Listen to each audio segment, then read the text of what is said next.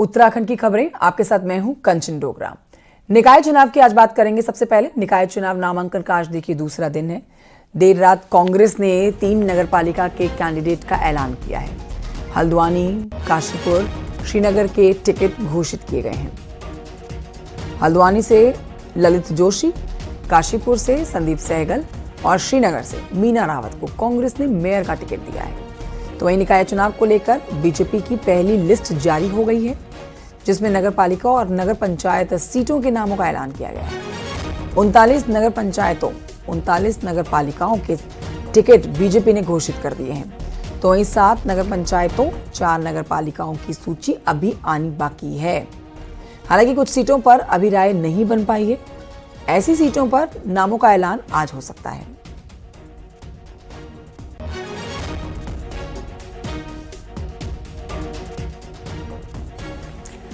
दीपांकर भट्ट और शैलेंद्र नेगी मेरे दोनों सहयोगी इस पर और जानकारी के साथ इस समय लाइव हमारे साथ मौजूद हैं। दोनों के पास चलेंगे करके सबसे पहले अपडेट ले लेते हैं। दीपांकर, आपके पास आएंगे।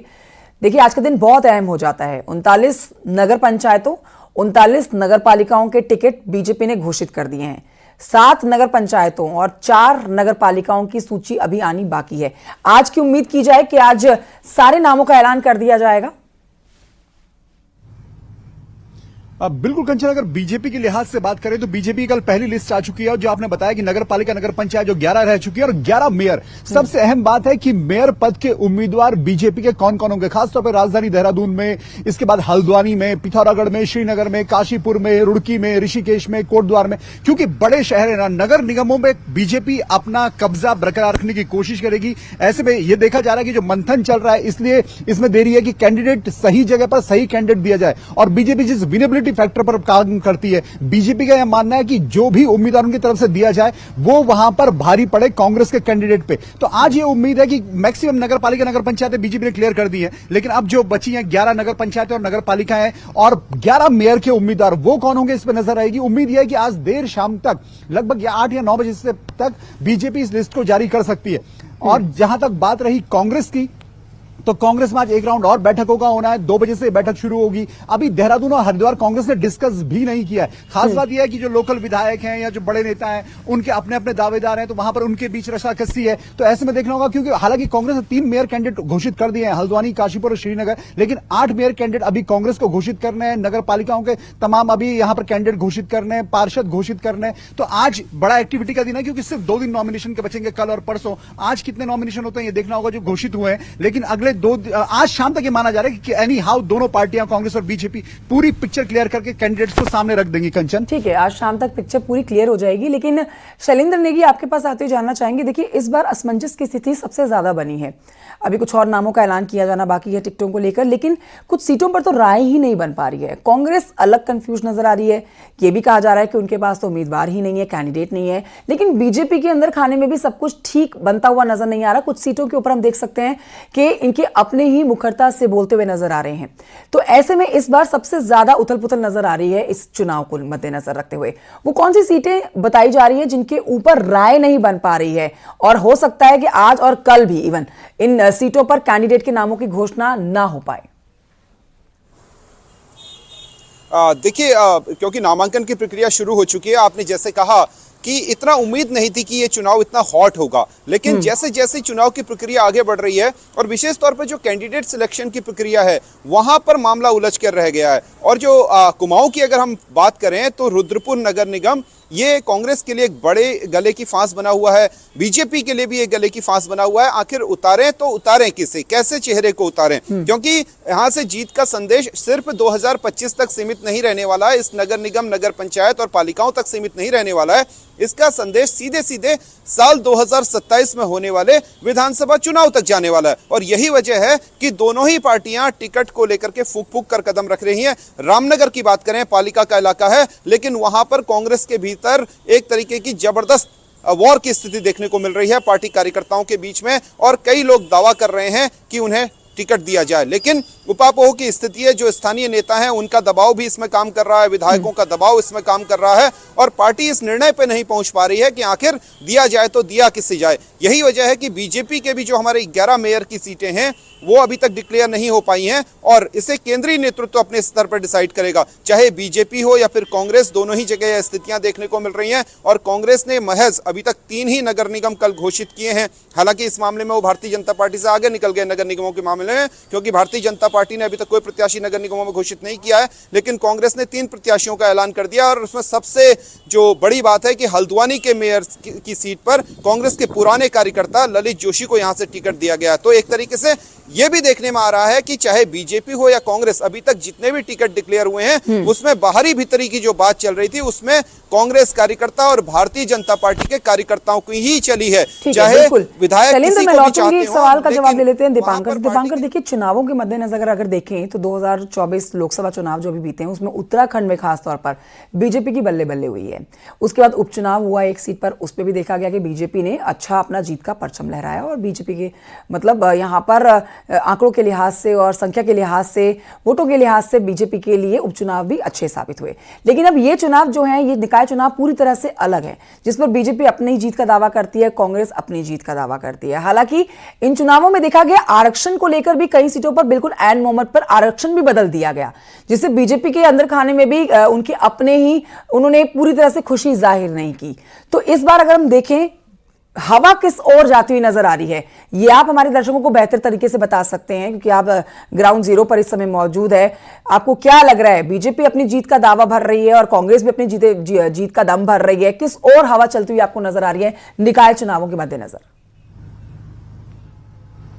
बिल्कुल कंचन, 2024 का लोकसभा चुनाव जिस तरह की उम्मीद बीजेपी की थी वो उसे रिजल्ट मिला। उसके बाद मंगलौर बद्रीनाथ का उपचुनाव आया, वहां बीजेपी को हार हाथ लगी। उसके बाद केदारनाथ का उपचुनाव आया, जिसको मुख्यमंत्री ने यह कहकर कहा कि ये सेमीफाइनल था और 2027 का जो फाइनल होगा हमारे पक्ष में होगा। अब बात आती है निकाय चुनाव की। निकाय चुनाव ऐसे वक्त पर हो रहा है, यहां से ठीक 2 साल के बाद विधानसभा का चुनाव होना है। इसी वक्त पर विधानसभा का चुनाव उत्तराखंड में होता है। इस निकाय चुनाव में क्योंकि सरकार बीजेपी की है, लगातार दूसरी बार यहां पर बीजेपी की सरकार है, तो जहां तक बात आती है आरक्षण में, उसमें कहीं ना कहीं एक दखल सरकार का रहता है, मजबूत दखल रहता है कि सीटों की स्थितियां अपने हिसाब से तय की जाए। बीजेपी कहीं ना कहीं अपनी पोजीशन उसमें मजबूत करके चलेगी। लेकिन बावजूद इसके बीजेपी को क्योंकि जमीन पर यह चुनाव लड़ना है, खासतौर पर बड़े शहरों में चुनाव लड़ना है, शहर में यह माना जाता है कि बीजेपी का एक कोर वोट, शहरों का वोट बीजेपी का वोट है, तो बीजेपी को उसे कितना कंसोलिडेट कर पाती है? क्या बीजेपी इन 11 नगर निगमों में से 11 के 11 जीत पाती है? पिछली बार 8 में से सिर्फ 6 जीत पाई थी, इस बार 11 में से उसका वो आंकड़ा क्या रहता है? और बाकी बात रही जो नगर पालिकाएं, क्योंकि नगर पालिकाएं भी शहर है, छोटे शहर है, रुद्रप्रयाग, पिथौरागढ़, माफ कीजिए पिथौरागढ़ नगर निगम है, अल्मोड़ा नगर निगम है, इसी तरीके श्रीनगर या पौड़ी या कोटद्वार या दुगड्डा, इस तरह के जो नगर निगम है, नरेंद्र नगर, यहां पर बीजेपी छोटी छोटी जगहों पर क्या इन पॉकेट्स को जीत पाती है? अगर बीजेपी इन पॉकेट्स को यहां पर जीत पाती है, बड़े शहरों और छोटे पॉकेट्स को, तो बीजेपी का जरूर कॉन्फिडेंस बढ़ेगा कि हमारे साथ पब्लिक का मैंडेट अभी है, या धामी सरकार ने जो काम किया उस पर पब्लिक का मैंडेट है, तो बीजेपी इसको फिर आगे प्रेजेंट करेगी। कांग्रेस के अंदर खाने यही बात है कि कांग्रेस ये जानती है कि 8 साल से वो सत्ता से बाहर है, और अब अगर कांग्रेस को यहां पर एग्जिस्ट करना है तो इस चुनाव में कांग्रेस को एक परफॉर्मेंस जरूर देनी होगी, ताकि वो अपने कार्यकर्ता को ये भरोसा जता सके या दिला सके कि हां, हम इस पोजीशन में हैं कि हम 2027 में वापसी करेंगे। तो जो आपका सवाल है बिल्कुल जायज सवाल है कि 2 साल पहले विधानसभा से चुनाव से पहले ये चुनाव हो रहा है, और यहां पर दोनों पार्टियां ये कोशिश करेंगी कि वो अपने अपने वोटर को या पब्लिक को, जो एक स्विंग वोटर होता है, उसको ये समझाने की कोशिश करें कि उनकी पोजीशन मजबूत है। और 100 शहरों में ये चुनाव है, तो इन 100 शहरों की पब्लिक ये बताएगी दोनों पार्टियों को कि उनका रुख अभी किस तरफ है। कल्चर बिल्कुल, बहुत बहुत बहुत ही दिलचस्प इस बार के ये निकाय चुनाव हो रहे हैं उत्तराखंड के, शैलेंद्र। लेकिन यहाँ पर कांग्रेस काफी ज्यादा अपनी एक जीत के बाद, उपचुनाव की जीत के बाद अपनी जीत का जो दम भर रही है, उस जीत के दम में कितना भरोसा किया जाए? क्योंकि अगर हम कांग्रेस के अंदर खाने की बात करते हैं तो यहां पर कांग्रेस के अंदर ही काफी उथल पुथल नजर आ जाती है, चाहे इनके दिग्गजों को लेकर बात हो, इनके थॉट प्रोसेस को लेकर बात हो, विचारों को लेकर बात हो, दोनों सब ज्यादातर लोग अपनी अलग अलग दिशाओं पर आगे बढ़ते हुए नजर आते हैं। तो अगर चुनाव जीतना है तो सबको मिलकर आगे बढ़ना ही होगा। तो कांग्रेस की अपनी रणनीति भी क्या समझी जाए कि अगर जो पिछला इन्होंने उपचुनाव जीता है उसको देखते हुए ये निकाय चुनाव को जीतने की जो बातें कर रहे हैं कांग्रेस की तरफ से, इनकी क्या रणनीति है, क्या इनकी सोची समझी प्लानिंग है, जिसको ध्यान में रखते हुए अपनी जीत का दावा कांग्रेस करती हुई नजर आ रही है, ज्यादा सीटें जीतने की बात कर रही है? देखिए जी देखिए कंचन, ये जरूर है कि जो कांग्रेस है उसने केदारनाथ का उपचुनाव जरूर वो हारी है हाल में, लेकिन उससे पहले जो उपचुनाव हुए, चाहे वो मंगलौर का हो या फिर बद्रीनाथ का चुनाव हो, इन दोनों ही चुनावों में कांग्रेस ने जीत दर्ज की। और ये चुनाव में जीत जो है, कांग्रेस इसको अपने लिए संजीवनी मान के चल रही है। और अभी जो कांग्रेस की कैंडिडेट सिलेक्शन की प्रोसेस है, उसमें भी ये बेहद साफ दिख रहा है कि जो विधायकों की डिमांड थी, जहां से विधायकों की जो पसंदीदा कैंडिडेट थे, यानी वो अपने खेमे के लोगों को चाहते थे कि इसको कैंडिडेट बनाया जाए, और अभी तक जो कैंडिडेट सिलेक्शन हुए हैं उसमें ये सब चीजें नहीं दिखाई दे रही हैं। कांग्रेस ने जो पर्यवेक्षक भेजे थे, उनकी राय के आधार पर ही इन टिकटों का सिलेक्शन हमको ग्राउंड जीरो पर दिखाई दे रहा है। तो इसका मतलब बेहद साफ है कि कांग्रेस जो है अपनी खेमेबंदी से निपटने की कोशिश कर रही है। और कांग्रेस के अंदर सबसे बड़ी दिक्कत ही यही है कि उसमें नेताओं के अलग अलग खेमे बने हुए हैं, और यही पार्टी के लिए चुनौती था। इससे पहले विधानसभा चुनाव में, फिर लोकसभा चुनाव में, और फिर उपचुनाव में भी ये सब खेमेबंदी जो है वो इनके उसमें हावी रही। लेकिन इसके बावजूद 2 उपचुनाव वो जीते हैं। तो कांग्रेस का जो प्रदेश का नेतृत्व है, उस लीडरशिप के अंदर एक जोश तो जरूर है, और इस जोश को वो आगे ले जाना चाहते हैं। और यही वजह है कि अब वो यहाँ पर पार्टी के जब कैंडिडेट्स डिक्लेयर हो रहे हैं, तो उसमें इस बात की कोशिश हो रही है कि जो जिताऊ कैंडिडेट है, तो यहाँ पर करण महाराज की बड़ी चुनौती आप कह सकते हैं कि बड़ी जिम्मेदारी जो उनको मिली हुई है, उन्हीं की अब देखे जाएंगे परिणाम कैसे निकलकर सामने आते हैं निकाय चुनाव के। बहुत शुक्रिया आपका शैलेंद्र नेगी और दीपांकर जानकारी के लिए।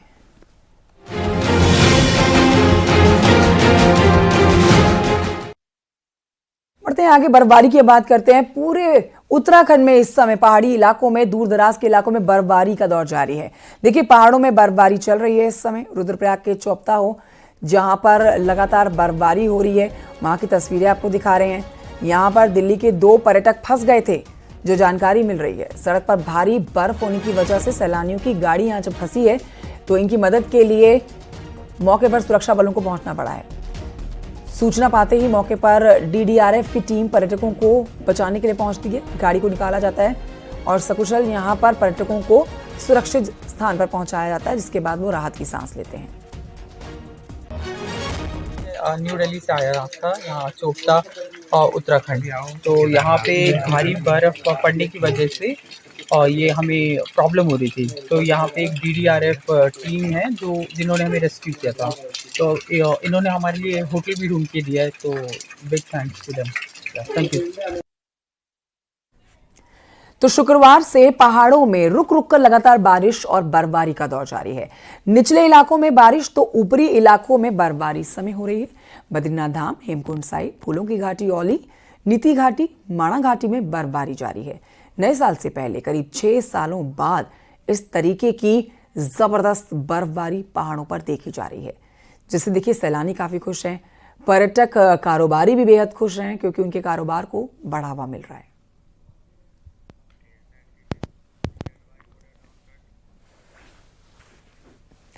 उत्तरकाशी के ऊंचाई वाले क्षेत्रों में रुक रुक कर बर्फबारी देखने को मिल रही है। मुगबा में कड़ाके की ठंड पड़ रही है। बर्फबारी के बीच में मां गंगा की पूजा अर्चना सुबह शाम हो रही है। आरती की एक्सक्लूसिव तस्वीरें आप देख रहे हैं। मां गंगा की ये जो पूजा की गई है, उनकी आरती बर्फबारी के बीच में, ये सुंदर तस्वीरें, आप मनमोहक तस्वीरें देख सकते हैं। एक्सक्लूसिवली आप तक पहुंचा रहे हैं किस तरह से मुगबा में बर्फबारी हुई, और इस दौरान बर्फबारी में ही मां की आरती उतारी गई। पुरोहितों का कहना है कि बारिश हो या बर्फबारी हो, मां गंगा आरती अपने समय पर ही की जाती है। दिन पहले भी यहाँ पे 1.5 फीट बर्फबारी हुई थी। तो अभी बर्फबारी हो रही है, और हम लोग जो यहाँ पे गंगा मैया की पूजा कर रहे हैं। और यहाँ से अभी जैसे सुबह हम 7 बजे माँ गंगा के जल भरने के लिए मारकंडे जाते हैं, वहाँ से गंगा जल भर के लाते हैं, और फिर माँ गंगा के मंदिर में माँ गंगा का अभिषेक एवं पूजा करते हैं। समेश्वर देवता, नरसिंह देवता की पूजा करते हैं। उत्तराखंड की मशहूर पर्यटक स्थल चक्राता की बात करते हैं। तस्वीरें आपको दिखाते हैं। देखिए चक्राता काफी ऊंचाई पर है, और इसकी ऊंची चोटियों पर जो बर्फबारी इस समय हो रही है, वो आप देख सकते हैं। सैलानी यहां पहुंचकर बहुत खुश हैं। चक्राता पहुंचे जो सैलानी पर्यटक बर्फबारी का आनंद उठा रहे हैं, हम आप तक उनकी तस्वीरें पहुंचा रहे हैं। आसमान से रुई की तरह गिरती हुई ये बर्फ सबके चेहरे पर मुस्कुराहट लेकर आ रही है। चक्राता के साथ जौनसार बाबर के बुंदेर, लोखंडी के साथ ही सभी ऊंचाई वाले इलाकों में बर्फबारी हो रही है, और पिछले कई सालों का रिकॉर्ड टूट गया है इस बर्फबारी में।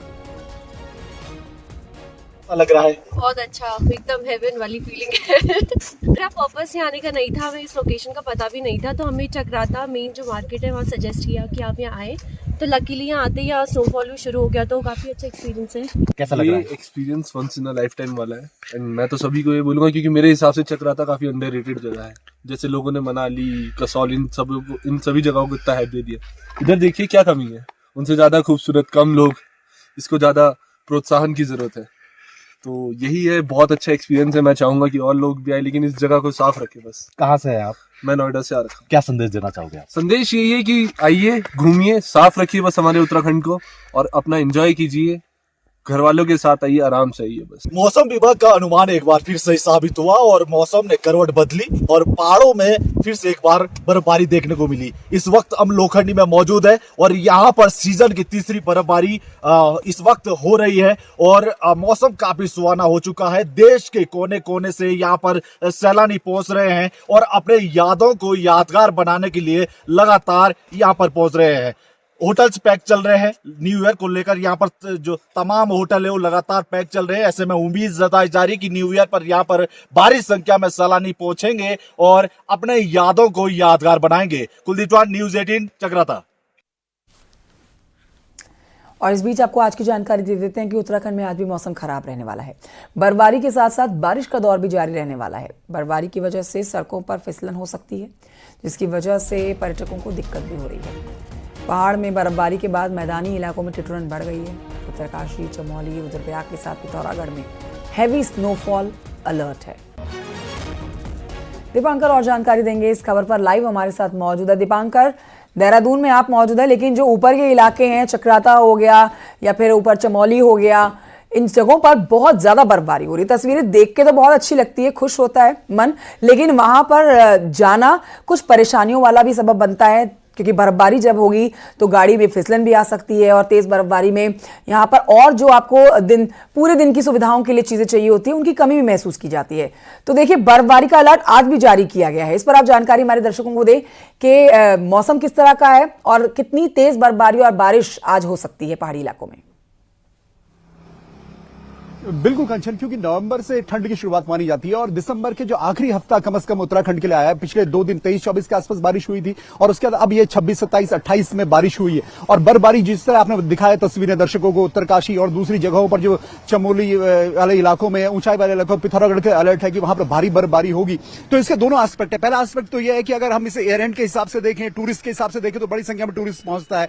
जो कारोबार होता है सर्दियों का, वो कारोबार यहां पर जोर पकड़ता है, क्योंकि आमतौर पर टूरिस्ट यहां पर बर्फबारी देखने के लिए पहुंचता है। ये एक एस्पेक्ट है टूरिस्ट के लिहाज से। जहां तक लोकल के लिहाज से है, तो क्योंकि जब तक बर्फबारी नहीं होगी पहाड़ी क्षेत्रों में खास तौर पे, क्योंकि पानी के जो सोर्सेज है उनका रिचार्ज होना, बर्फबारी जितनी बेहतर होगी उतने वाटर सोर्स रिचार्ज होंगे, उतना लोगों को पानी की यहां पर सुविधा रहती है। हाँ, लेकिन ठंड के भी फिर दोनों एस्पेक्ट है। ठंड आप 2-3 दिन तो आपको अच्छी लग सकती है, लेकिन जो लोग वहां पर रेगुलर रहते हैं उनके लिए कहीं ना कहीं ये परेशानी बढ़ाती है। तो प्रशासन का यह कहना है कि जहां पर भी जो तैयारियां, चाहे टूरिस्ट के लिहाज से सभी डिस्ट्रिक्ट्स में जहां पर बर्फ गिरती है वहां पर पूरी तैयारियां की गई है, ताकि कहीं पर किसी को किसी तरह की कोई दिक्कत ना हो। गंगोत्री जो हाईवे है वो फिलहाल बंद हुआ है यहां पर बर्फबारी की वजह से, तो इन दिक्कतों से निपटा जाए, इसको लेकर सरकार ने प्रशासन को अलर्ट किया है कि सभी जगहों पर तैयारियां पूरी की जाए। जहां तक आम लोगों की बात है, आम लोगों का सवाल है, तो लोगों को जरूर इससे एक बड़ी राहत मिलेगी, क्योंकि सेब का जो फसल होती है वो बहुत कुछ बर्फबारी पर निर्भर करती है। जो लोकल मैंने बताया कि वाटर रिसोर्सेज है उनका रिचार्ज होना बर्फबारी और बारिश पर डिपेंड करता है। तो एक अच्छी सुखद खबर है। साल का एंड होते होते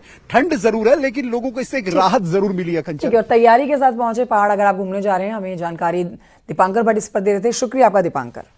और आइए आगे बढ़ते आपको बताते हैं, हरिद्वार के सराय गांव में जंगली हाथी आ जाने से अफरा तफरी मच गई है। जंगल से निकलकर एक हाथी आबादी वाली जगह पर पहुंच गया। हाथी को सड़क पर देखकर लोग घबरा गए। वहां पर लोग जो मौजूद थे उनके बीच में अफरा तफरी मच गई। देखिए, कोई वीडियो बना रहा है, कोई इधर उधर भागता हुआ नजर आ रहा है।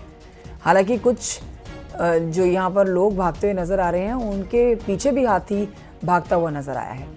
अब इसकी सूचना वन विभाग को दी गई। वन विभाग को जैसे इसकी सूचना मिली, हाथी को जंगल में खदेड़ा गया। हाथी के पीछे भागने वाले हुड़दंगियों की भी आप तस्वीर देख सकते हैं। अब इनकी पहचान करके इनके खिलाफ कार्रवाई की जानी है, वन विभाग के अधिकारियों का कहना है।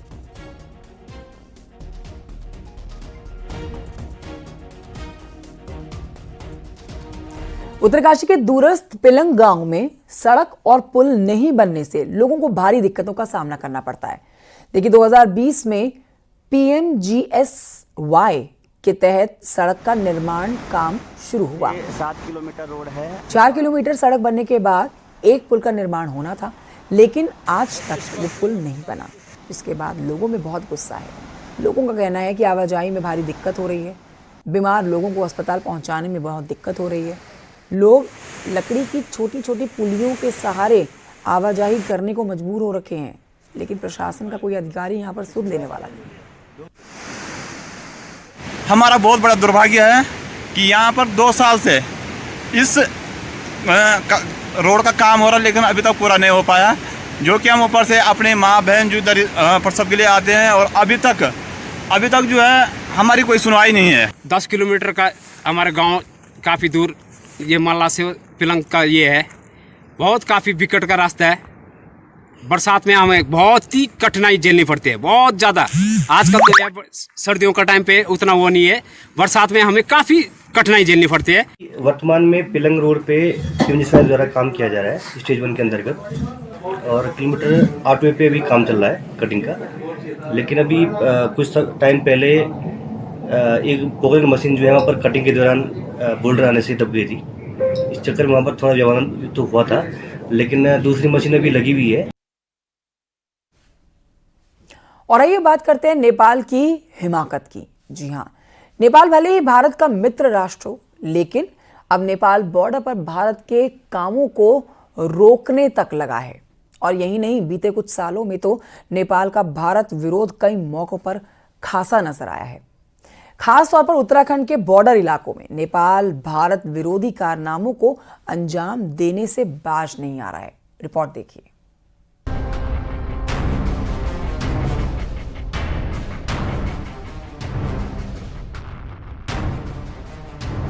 एक दौर में भारत नेपाल के बीच भले ही रोटी बेटी के रिश्ते रहे हों, लेकिन आज हालात काफी बदल गए हैं।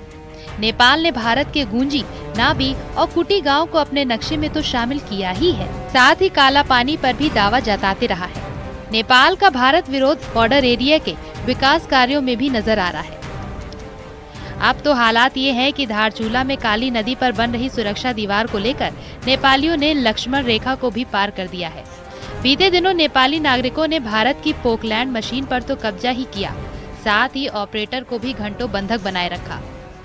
गिर गया था, मैंने बोला इसको इधर को, उसने प्यार से बुलाया, मैंने बोला दे ही देगा, फिर क्या वो करेगा। उसने उतारी, फिर खींच दिया मेरे को डायरेक्ट मशीन की चैन में आके, फिर उल्टी बदतमीजी से गाली करने लग गए। मैंने बोला यार मेरी क्या गलती उसमें, मैं तो काम करने आया हूँ जैसे आप लोग, तो फिर ये बदतमीजी करने लग गए थे।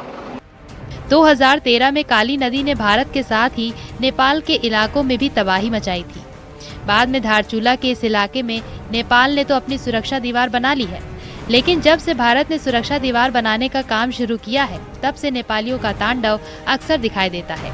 कभी नेपाली नागरिक काम कर रहे भारतीयों पर पथराव करते नजर आते हैं, तो मशीनों पर कब्जा करने का दुस्साहस भी कर रहे हैं। ऐसे में दोनों मुल्कों के अधिकारियों को आए दिन दिक्कतों से दो चार होना पड़ता है।